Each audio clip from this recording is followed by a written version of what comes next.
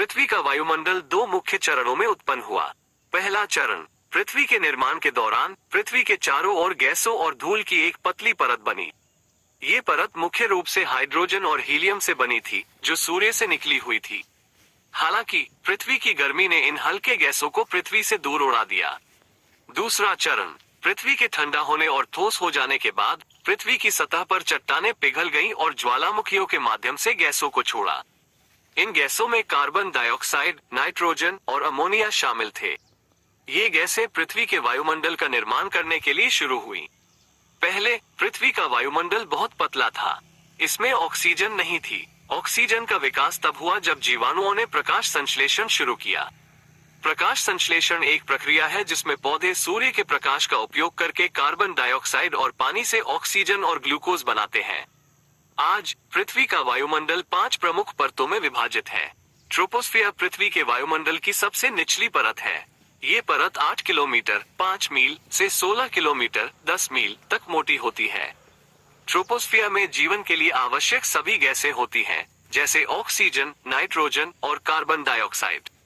यह मौसम और जलवायु के लिए भी जिम्मेदार है। स्ट्रेटोस्फियर ट्रोपोस्फियर के ऊपर स्थित है। ये परत 16 किलोमीटर 10 मील से 50 किलोमीटर 31 मील तक मोटी होती है।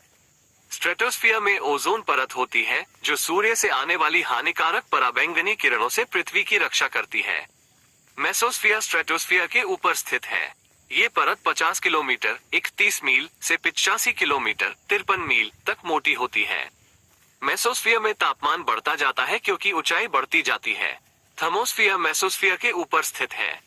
ये परत 85 किलोमीटर 53 मील से 500 किलोमीटर 310 मील तक मोटी होती है। थर्मोस्फियर में तापमान बहुत अधिक होता है, जो लाखों डिग्री सेल्सियस तक पहुंच सकता है। थर्मोस्फियर में अंतरिक्ष यान और उपग्रह घूमते हैं। एक्सोस्फियर थर्मोस्फियर के ऊपर स्थित है। ये परत 500 किलोमीटर 310 मील से 10,000 किमी 6,200 मील तक फैली हुई है। एक्सोस्फियर में पृथ्वी का वायुमंडल पतला होता जाता है और अंत में अंतरिक्ष में मिल जाता है। पृथ्वी का वायुमंडल जीवन के लिए आवश्यक है। ये हमें सूर्य से आने वाली हानिकारक किरणों से बचाता है, हमें ऑक्सीजन प्रदान करता है और जलवायु को नियंत्रित करता है। वायुमंडल के महत्व के कुछ उदाहरण। ऑक्सीजन जीवन के लिए आवश्यक है। पौधे और जानवर दोनों ऑक्सीजन का उपयोग करते हैं।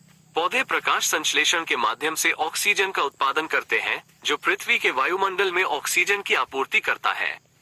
पराबैंगनी किरणें हानिकारक हो सकती हैं। वे त्वचा कैंसर का कारण बन सकती हैं और अन्य स्वास्थ्य समस्याएं भी पैदा कर सकती हैं। वायुमंडल की ओजोन परत सूर्य से आने वाली हानिकारक पराबै